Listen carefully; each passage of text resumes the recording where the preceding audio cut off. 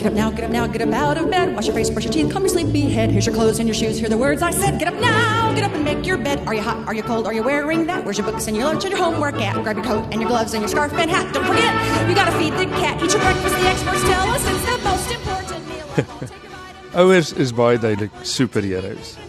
Hulle kan nie net multitask nie, maar is sommer baie keer iets in die lyn van multi-beings.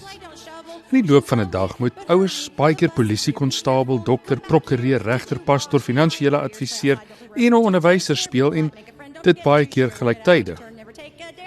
Die realiteit is dat ons as ouers konstant 'n hoed op het. Ons is altyd iets vir iemand. En so min keer het ons sommer net tyd vir onsself en dit is uitputtend. Ek gesels vandag met Dr. Siegfried Lou oor hoe ouers kan cope met hierdie druk om altyd iets vir iemand te wees. En ons gesels oor 'n paar baie interessante en insiggewende dinge.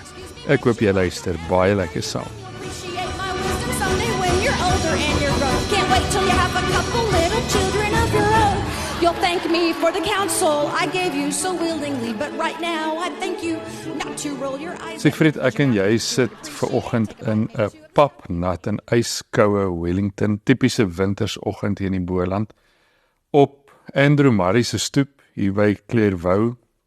Dit reën hier reg rondom ons. En ek sit sommer en wonder in Andrew Murray se tyd. Dink jy by hulle het alles ook so om die kinders gedraai? Dink jy die kinders was die sentrum van alles? Ek dink mense het baie meer saam geleef. So ek dink dit was so gesentreer op die kinders nie, maar kinders was deel van die samelewing. Dis hoe ek dit sien, hoe ek in my verbeelding kan sien. Kinders is betrokke by wat moet gebeur in die huis of in die tuin of in die akker of enige iets wat deel is van die samelewing. Ons is deesdae ons baie meer eintlik van mekaar af weg. Kinders is in die skool of in die kleuterskool of by die dagsorg en senior burgers is by 'n sentrum, terwyl mense, dink ek, het baie meer verweefd geleef. Dink jy nie kinders bepaal op 'n manier grootliks die ritme van 'n gesin se lewe deesdae? Wel, verseker so. Ek dink omdat ons moet werk, ons moet by die werk kom.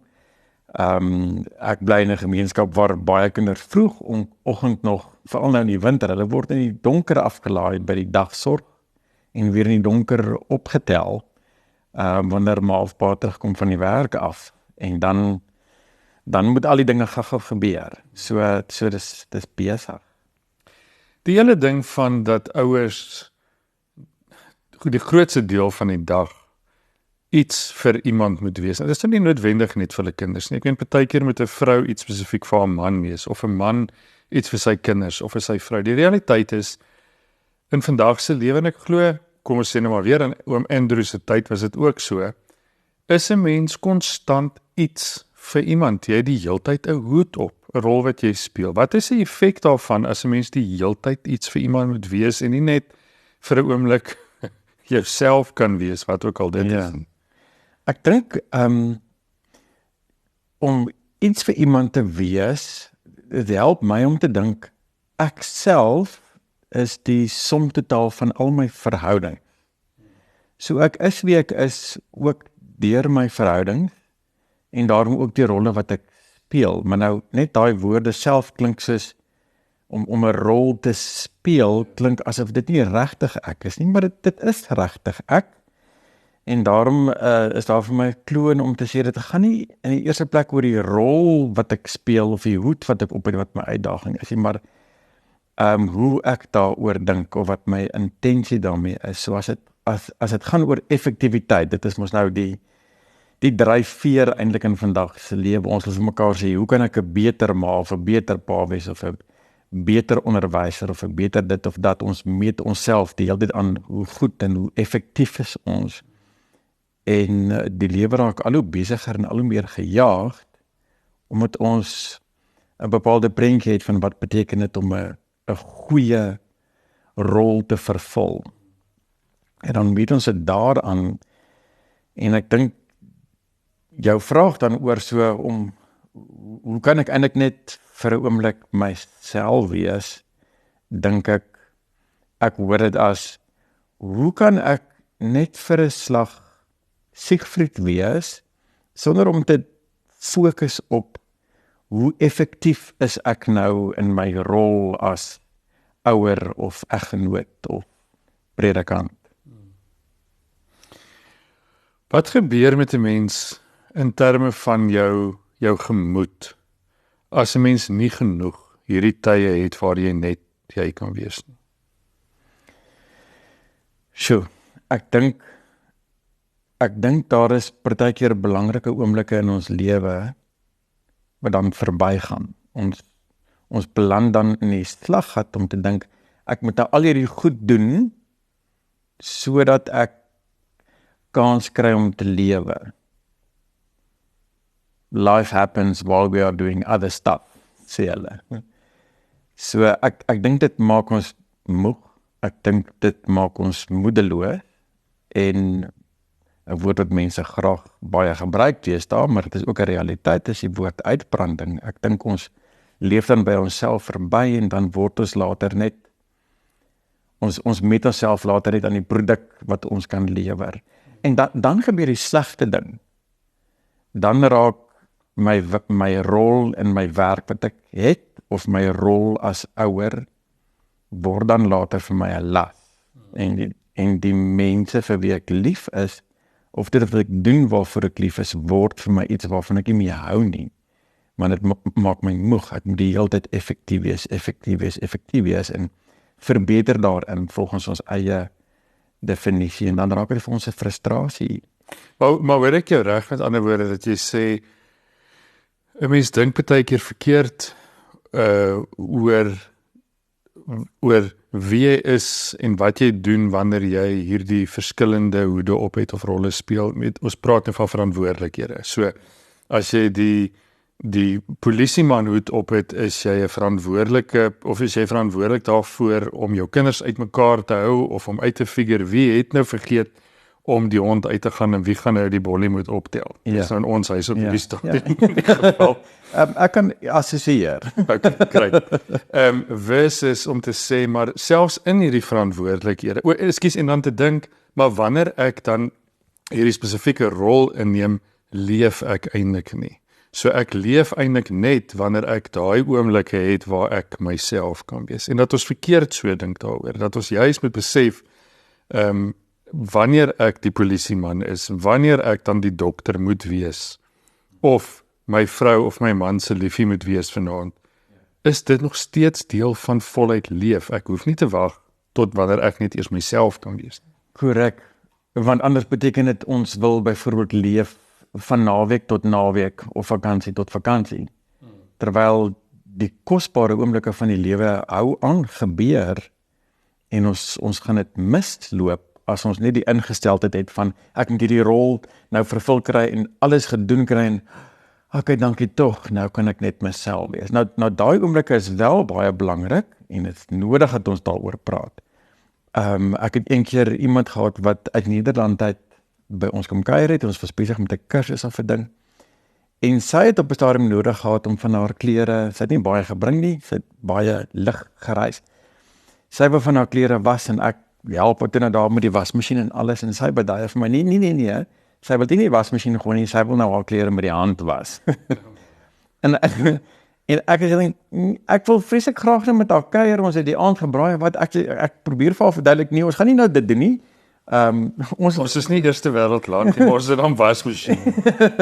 Ja, daar was elektrisiteit en water en alles, en ek probeer te verstaan, hoekom wil hierdie Nederlander met haar hande haar klere was, ons kan die tyd regtig beter gebruik. En toe het sy iets gesê wat my baie lank laat dink het. Toe sê sy het hierdie klere gedra, terwyl sy hier in Kaapstad lekker goed gedoen het. En wat sy doen, wanneer sy nou haar bietjie klere was, is terwyl sy dit uitspoel en was, dink sy aan wat het sy gedoen, hoe wonderlik was hierdie ervaring wat sy gehad het, terwyl sy hierdie klere gedra het. Wat was haar sin? Sy het gesê, as die water so uittap, there it goes. Sy neem afskeid van hierdie wonderlike oomblik, en ek het op daai stadium gedink, sy is 'n bietjie mal. Maar hoe meer ek daaraan dink, hoe meer besef ek, dit is 'n ingesteldheid rondom die rolle wat ons vervul. So, as ek my gesin se klere sal ophang, as ons wasgoed gewas het, sê nou maar op Saterdag, in plaas van om daarom te dink as hierdie klomp goed wat ek moet doen, ek het nou hierdie rol as pa of eggenoot wat ek vervul terwyl ek die klere ophang, wat daarvan as ek dink, wat het ons alles in hierdie week gedoen terwyl ons hierdie klere gedra het? Waar was ons? Of wat gaan volgende week dalk gebeur wanneer die mense vir wie ek lief is hierdie klere dra? En ek dink as ons 'n baie gejaagde lewe het, dink ek nie ek gaan noodwendig reg kry om aan daai goed te dink nie, want ek het 'n vreeslike lang to-do lysie dan wat ek moet vervul. Maar ek dink my ingesteldheid ook terwyl ek doen wat ek gekies het om te doen, die rol wat ek nou vervul het, is 'n keuse wat ek uitgeoefen het. Ek dink my ingesteldheid, die woord wat ek dink daarby pas, mindfulness, verander hoe ek teenwoordig is wanneer ek hierdie take doen. Ja. Wat is die mooi Afrikaanse woord vir chores? Jy hoor, ek sê met so mooi Engels, kom ons sê daar, kom ons met maar chores. Met ander woorde wat jy eintlik sê, is ons moet leer hoe om die voluit leef ding wat ons so graag wil doen, hoe om dit in te bring wanneer ons besig is met die chores of daily life. Ja, dink nou net, en ek sê ons moet ons kinders dit ook leer. Ja. Wanneer ons skottelgoed was, is dit nie net hierdie chore wat ons moet doen nie. Klink nou soos 'n motor, 'n chore. Jy rol hom baie. Maar as jy daai bord was, ons het nou lekker saam geëet. Ja. Hier was 'n koneksie. En wat 'n voorreg om kos te hê om te eet. Dis my so crucial dat ons hierdie hoor, want ek dink die groot rede hoekom ek eintlik met jou wou kom gesels het vandag is om te vra, maar ons almal weet ons wil voluit leef, met die klem op leef. Ons wil connected wees aan ons geliefdes, maar ons wil ook met onsself connect. Daai oomblikke van die autentieke self regtig kan geniet. En my challenge is, hoe doen 'n mens dit in 'n besige lewe waar jy kinders het en honde het en 'n werk het en verantwoordelikhede het? Hoe kerf jy oomblikke in 'n dag uit waar jy nie iets vir iemand hoef te wees nie? En hier kom jy en sê, maar miskien is dit verkeerde vraag, ons hoef nie dit te doen nie. Ons moet leer om anders te dink oor die chores. Nou sê ek ons is Afrikaner, chores. En om die voluit leef en dit in te sien. Ja, ek dink dit is belangrik, dit maak 'n hele 'n fokus skuif ook, en ook hoe ons kinders help om te dink oor die dinge wat ons doen. As mens werk toe ry dan ook. Dis 'n voorreg om 'n werk te hê. Maar nou moet ons ook vir mekaar sê, dit wat jy nou net sê, om ons dink aan ons moet tyd oopkerf vir onsself. Ek dink dit is ook dit. Want die lewe is baie gejaag en baie vol. En partykeer is dit nodig om iets te doen. Ek dink om 'n tyd vir jouself op te kerf, beteken nie jy sit nou doodstil en staar na die muur voor jou nie, hoewel ek dit ook al gedoen het. Maar ek dink, ek onthou toe ek 'n kind was, het ons partykeer in die wintervakansie, of dit was eksamentyd, was het Wimbledon tyd, ook so reënerig soos nou. En dan het my ma of my ouma, dan het hulle nou of gesit in braai of gesit in die hekel. So hulle is so gewoond aan jy is die hele tyd besig. Maar daar is iets in daardie besig wees met jou hande, wat jy doen, wat sommer net help om te sê, ek is nou besig met iets, ek hoef nie te konsentreer hoe ek dit nou doen nie, dit is so deel van my. En net om tennis te kyk en iets te doen, gee jou kans om te connect met dele van jouself. Jy weet, daar gebeur baie keer goed in die lewe met ons, wat vir ons 'n uitdaging is. Nie noodwendig traumaties nie, maar wat vir ons moeilik is. En ons kry nie noodwendig kans om dit te prosesseer nie, om dit te verwerk nie, om dit deel van my lewe te maak of my ervaring nie, want ek is die hele tyd besig. Maar wanneer ek nou kans kry om net te wees, dan kry ek kans om sommer net my gedagtes te laat wander en dit gee my geleentheid om net te herkou wat het gebeur, hoe ek my laat voel, wat gebeur nou in hierdie oomblik met my. So daai oomblikke is wel belangrik, DJ. Maar in vandag se gejaagde lewe, ek dink vir as mense kinders nog jonk is, daar's tye in 'n mens se lewe wat jy nie gebalanseerd lewe nie, wat dit net amper onmoontlik is. Is dit 'n onrealistiese verwagting om te hê dat 'n mens altyd in 'n balans moet leef? Dit is onrealisties, ja. Natuurlik is dit 'n belangrike ding om op te fokus, want jy kan nie onbepaald of vir 'n onbepaalde tyd net aangaan om ongebalanseerd te leef nie. Want die balans gaan homself dan terugdwing in jou lewe. Jou liggaam gaan sê, genoeg, of jy gaan siek word, of iets gaan ingee. So jy kan nie onbepaald net ongebalanseerd lewe nie. Maar dit kan gebeur dat jy vir lang tyd aan een moet gee en besig bly. En dan moet jy weet, maar wel iewers kom daar 'n draaipunt. So of jy gaan besluit en kies hoe jy dit gaan doen vir jouself, of jou lyf gaan besluit. Ek dink ons sê vir geweldige belangrike goed hier vandag. Jy help my eintlik om dit te besef, en dit vir my wat jong kinders het wat nog op skool is, laerskool, is dit verseker bevrydend. En ek wil dit so opsom om te sê, mense het hierdie tydskrif of hierdie Hallmark fliek idee van hoe ouerskap moet lyk. Dis rustig, dis sag, dis oulik, dis koslik, jy weet, dis vol lag oomblikke. Dis hierdie tipiese warm lig, weet, sagte kontras prentjie wat ons het.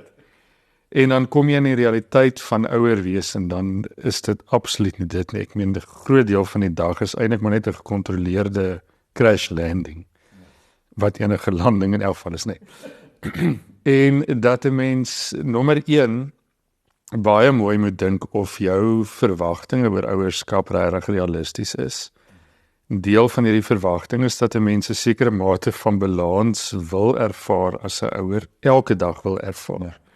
En jy help eintlik om te sê, maar dit is 'n onrealistiese verwagting, en eintlik plaas jy soveel meer druk op jouself as ouer om te soek na maniere om hierdie balans te vestig, dat dit jou eintlik net meer uit balans gooi.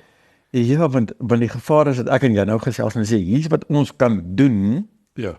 is nou nog 'n efficiency, effektiwiteitstaak. Hoe kan ek nou sorg dat ek tyd maak vir myself? Nou pak ons dalk die lysie uit, maar as ons fokus is, hoe gaan ek effektief wees, dan kan ons dit nou ook nog byvoeg. Hier's nog iets wat ek nie goed reg kry nie, nog iets om oorskuldig te voel. Sure. En die geheim is om anders te dink oor dit wat jy alreeds doen, met ander woorde. Ja. Om iets van voluit leef daarin te gaan sien. Ja, jy het nou verwys na die take om die hond se bolie op te tel in die tuin. Ja. Nie in die tuin nie, in die voorportaal. Okay, ek het nie daai uitdaging nie, jy. Maar om te besef, ons het 'n hond. En my hond het geëet. En ons gaan later hopelik daar kans kry om in die park of in die straat te gaan stap met die hond. Dit is 'n voorreg om 'n hond te hê. My kinders het my vanoggend op pad skool toe so gebul met hulle perspektief oor hierdie hondjie ervaring. Vir my en Nadia is dit op hierdie stadium 'n groot frustrasie eintlik, want dit voel vir ons dis al wat ons doen. Ek sê nou die dag vir die redakteur van die kerkbode, ek wil vir hom dankie sê, want op hierdie stadium maak ek my hond met die kerkbode groot. Hy sê, hoe meen jy, ek sien nie opgerolde kerkbode. Hy het hom baie liefde toe, so aanvaardig. Ek sê van baie dankie dat ons weet die kerkbode so deel maak van ons daagliks. Vir die rol wat hulle speel. Vir die rol wat hulle speel. Maar in elk geval, en ek vra vanoggend vir my kinders, hoorie, geniet julle hierdie baba hondjie in die huis? En my verwagting was dat hulle ook nou gaan kla oor die dinge waaroor ek en Nadia maklik kla. En hulle het net gepraat oor hoe lekker dit is as hy hulle in die gang afjaag, en hoe oulik dit is as hy skelm 'n sokkie uit die wasgoedmandjie gaan steel het. En ek dink hulle het dit reg gekry om bietjie anders te dink en anders te sien en ons groot mense sukkel daarmee. Dit maak sin wat jy sê. My kinders is nou op universiteit al, ek die voorreg dat hulle saam met my nog in die huis is. En dis nou ook weer 'n ander ballgame, né? Ons is nou 4 volwassenes in 'n huis en hoe tref ons anders die reëlings nou as toe hulle nou 'n kinders was? Maar die sêding is net so waar. The days are long, but the years are short. En dit verander hoe ons die take en die rolle wat ons wil vervul, hoe ons dit aanpak. Sjoe. Siegfried, dit was baie lekker om saam met jou te kuier. Baie dankie vir jou tyd en vir jou wat geluister het. Ek hoop dat hierdie lekker gesprek met Siegfried ook vir jou baie inspirasie gegee het en dat jy dit op 'n manier ook sal gebruik om jouself vry te spreek van al die verwagtinge wat jy oor jouself mag hê. As jy terugvoer of kommentaar of vrae voorstel het, stuur vir my 'n e-pos by inhoud@kaapkerk.co.za. Kyk mooi na jouself. Tot 'n volgende keer. Put your PJs on, get in bed, get a hug, say a prayer with mom. Don't forget, I love you.